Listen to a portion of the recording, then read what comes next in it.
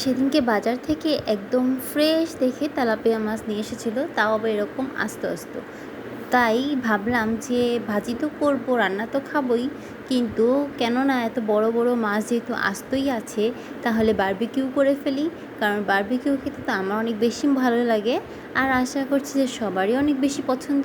তো মুরগি বা চিকেনের বারবিকিউ তো আমরা সবসময় খেয়েই থাকি, কিন্তু দেখা যাচ্ছে যে বাইরে আমার ফিশ বেশি একটা খেতে ভালো লাগে না। কারণ আমার মনে হয় যে মাছ একটু ভালো করে ধোয়ার দরকার হয়। কম ধুলে ভালো লাগে না, একটু আষ্টে গন্ধ লাগে আমার কাছে। তো অনেক ছোটোবেলায় একবার খেয়েছিলাম, একটা আষ্টে গন্ধ লেগেছে, তারপর থেকে কখনোই আর বাইরে কখনো এইরকম বারবিকিউ খাইনি। তো যাই হোক, এখন এই যে আমি এখানে কিন্তু ভালো করে ধুয়ে একটা তেলাপিয়া মাছ নিয়ে নিয়েছি। এখন এখানে সমস্ত মশলা নিয়ে নিয়েছি, যেগুলো গুঁড়া আছে, সাথে দিয়েছিলাম হচ্ছে এক্সট্রা করে বারবিকিউ যে পাউডার আছে গুঁড়া, ওই দিয়েছি। আর আদা রসুন পেস্ট, আর হলুদ, লবণ, জিরা, ধনের গুঁড়া, ঝালের গুঁড়া, এগুলো তো আছেই। সাথে দিয়েছিলাম একটু সয়া সস, আর হচ্ছে টক দই, কারণ টক দই তো বারবিকিউতে অবশ্যই প্রয়োজন হয়। তো এখন এগুলোকে কিন্তু ভালো করে আর কি মাখিয়ে নিচ্ছি।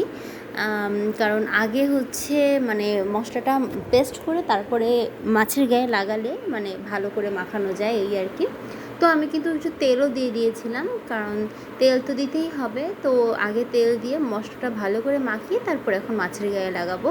তো দেখে তো এটা তো আগের ভিডিও, তো এখনও দেখে আর কি খেতে ইচ্ছা হচ্ছে। তো বারবিকিউটাতে কিন্তু খুবই টেস্ট হয়েছিল। সচরাচর বাইরের বারবিকিউ আমি কখনো খাইনি যদিও, কিন্তু আমার কাছে অত খেতে ভালো লাগে না। তো এই যে এখানে আমি 2 ঘন্টার মতো ম্যারিনেট করে রেখেছিলাম। এখন হচ্ছে ফ্রাই প্যানটা ভালো করে গরম করে নিয়েছি তেল দিয়ে, যাতে লেগে না যায়। গরম অল্প হলে কিন্তু লেগে যাওয়ার সম্ভাবনা থাকে। তো যাই হোক, ভালো করে গরম করে নিয়ে আমি কিন্তু এখন তাওয়ায় দিয়ে দিয়েছি। এখন এই যে এক পাশ হয়ে গেছে, আমার রান্না কিন্তু বারবিকিউ হয়ে গেছে। এখন হচ্ছে পেঁয়াজ দিয়ে যে মশলা ছিল সেই মশলাগুলো দিয়ে আমি একটু গ্রেভি করে নিব, কারণ হচ্ছে পরোটা খেতে গেলে কিন্তু গ্রেভি একটু প্রয়োজন হয়।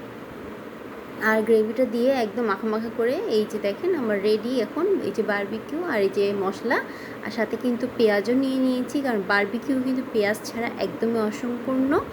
আর হচ্ছে আমি ভেজে নিব হচ্ছে পরোটা বলতে আমার বাসায় যে বানানো রুটি আছে, রুটিটাকে হালকা একটু তেল দিয়ে আর কি পরোটার মতো করে ভেজে নিব।